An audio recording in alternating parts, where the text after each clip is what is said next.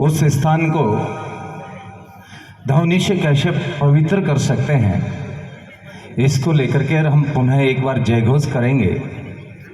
मैं आज हजारों की संख्या में पधारे भारतीय जनता पार्टी के कार्यकर्ताओं से आग्रह करता हूं कि व्यक्ति का जोश और जुनून जब आवश्यकता पड़ती है तब दिखाना चाहिए।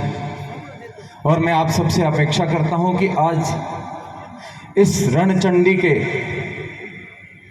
घोर साधना के साथ हम सब मां भारती का जयघोष करेंगे। भारत माता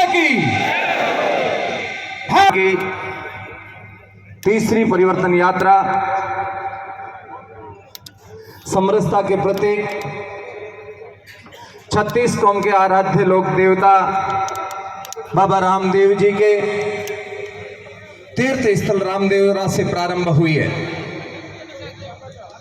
मित्रों, राजस्थान में इस प्रकार की आवश्यकता क्यों पड़ गई, राजस्थान की ऐसी स्थितियां क्यों पैदा हो गई, राजस्थान के सूरवीरों को जगाने की आवश्यकता क्यों पड़ गई, इन सब बातों की चिंतन करते हुए और चिंता करते हुए राजस्थान के अंदर परिवर्तन यात्रा संकल्प निकाली जा रही है।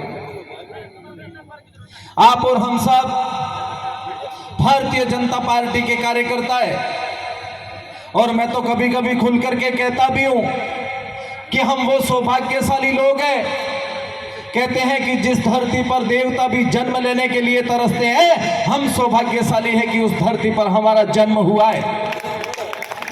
मित्रों, ये भारत की भूमि पुण्य भूमि है, देवताओं की भूमि है और यहाँ देवता जन्म लेने के लिए तरसते हैं। और यदि कि मातृ स्वरूप में यदि कोई जाना जाता है तो केवल ये भारत की भूमि है, जिसे भारत माता के नाम से भी जाना जाता है। सज्जनों, हम बहुत सौभाग्यशाली है कि इस भारत में हमारा जन्म हुआ और उससे भी सौभाग्यशाली है कि हमारा जन्म राजस्थान में हुआ। कहते हैं कि सर्वाधिक लोक देवता हमारे राजस्थान की धरती पर हुए और कहते हैं कि जब जब भी धर्म की हानि हुई है तब तब किसी न किसी रूप में परमात्मा अवतार लेकर के और हमारे धर्म को बचाने का काम किया है। आज ये भारतीय जनता पार्टी कोई एक सिंबल से चुनाव लड़ रही है और एक सिंबल तक सीमित है, ऐसी बात नहीं है। मित्रों, ये भारतीय जनता पार्टी राजस्थान के साथ साथ भारत में एक अवतार का रूप है और भारत माता कहते हैं कि गुलामी की जंजीरों को झेलते हुए और कांग्रेस के दंश को झेलते हुए भारत माता एक राख के ढेरे पर आकर के खड़ी हो गई थी।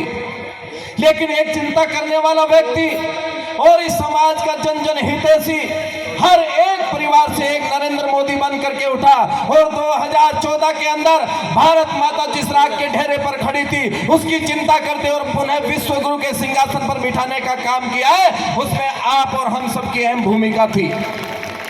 लेकिन मित्रों, समय धीरे धीरे करवट लेता रहा और राजस्थान की जनता किसी कारणवश थोड़े से पीछे रह गई और वो काल, वो भ्रष्टाचार का समय, वो कुशासन, बैरी और गूंगी सरकार, जहां महिलाओं पर अत्याचार किया जा रहा है, पेपर लीक के सर्वाधिक घोटाले राजस्थान के अंदर हो रहे हैं, भ्रष्टाचार की सबसे बड़ी सरकार राजस्थान की है, कुशासन की सबसे बड़ी सरकार राजस्थान की है और ये राजस्थान की सरकार को उखाड़ करके फेंकने का अब जिम्मा हमारे हाथों पर पुनः लेना होगा। सज्जनों, ये राजस्थान वीरों की धरती है और ये आज कायरों के हाथ में कैसे खड़ी हो चुकी है, इसको लेकर के चिंता करने की आवश्यकता है। ये राजस्थान कभी कभी पूरे भारत तो क्या पूरे विश्व के अंदर नेतृत्व करने वाला देश और उसका ये एक राज्य, हमारा पड़ोसी राज्य आज भारत का सबसे शक्तिशाली राज्य बना है, तो उसको देख करके हमें राजस्थान को भी एक शक्तिशाली राज्य बनाना होगा। मित्रों, हमारे पूर्व वक्ताओं ने बहुत सारी यहाँ की समस्याओं को लेकर के अवगत करवाया है। मैं आप सबसे आह्वान करना चाहता हूं कि भारतीय जनता पार्टी का उम्मीदवार कमल का फूल है। आप सबके मन में ये प्रश्न तय हो जाना चाहिए, बात तय हो जानी चाहिए कि हमारा यदि कोई उम्मीदवार है तो भारतीय जनता पार्टी के कमल का फूल है और कमल का फूल जो भी व्यक्ति लेकर के आएगा हम तन मन धन तीनों से उसके साथ खड़े रहेंगे और भारतीय जनता पार्टी का उस कमल का फूल को जीता करके राजस्थान की असेंबली में बिठाएंगे। इस प्रकार का संकल्प लेकर के हम सबको यहां से जाना है। भाइयों और बहनों, आज जो चुनाव हमारे एकदम सिर के ऊपर आ चुके हैं, और मैं आप सबसे आग्रह करता हूं कि जो हमारा उम्मीदवार है कमल का फूल, और उसको जिताने की जिम्मेदारी हमारी है। भारतीय जनता पार्टी का हमारा बूथ कैसे मजबूत कर सकते हैं, हमारे बूथ को हम कैसे जीतेंगे। आपका बूथ जीता गया तो भारतीय जनता पार्टी का उम्मीदवार स्वतः ही जीत जाएगा। हमारा बूथ हारता है तो हम हारते हैं, या कोई पार्टी नहीं हारती है मित्रों। इसलिए समय रहते हम सबको चेतने की आवश्यकता है।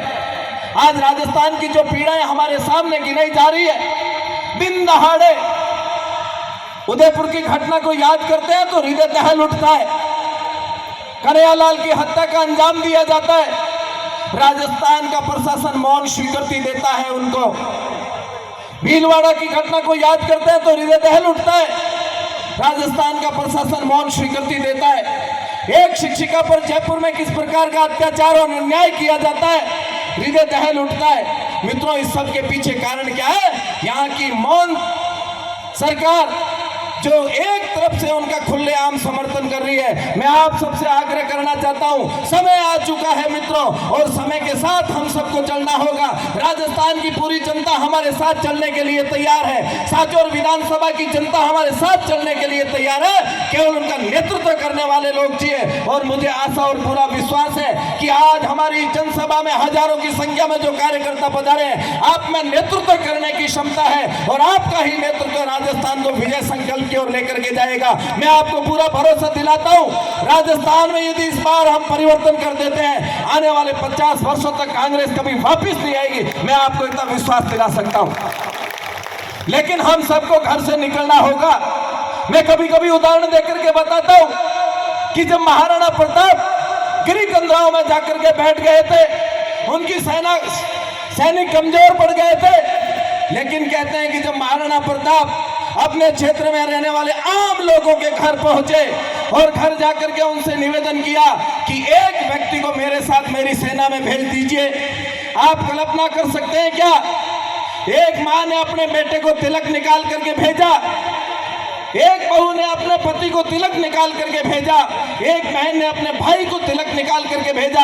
उस माँ को भी पता था, उस बहन को भी पता था, उस बहू को भी पता था कि जो युद्ध में जाता है वो कभी लौट करके नहीं आता है। फिर भी उन लोगों ने हिम्मत की थी और वो उस समय युद्ध लड़ते हैं और महाराणा प्रताप जीत जाते हैं। मित्रों, मैं आप सबसे आग्रह करता हूं कि बलिदान देने की आवश्यकता नहीं है अब, लेकिन समय के बलिदान की आवश्यकता है। आने वाले जो 3 महीने मैं आप सबसे हाथ जोड़ करके आग्रह करता हूं, विनती करता हूं, प्रार्थना करता हूं कि हम सबको, हर एक व्यक्ति को घर छोड़ना होगा 3 महीने के लिए।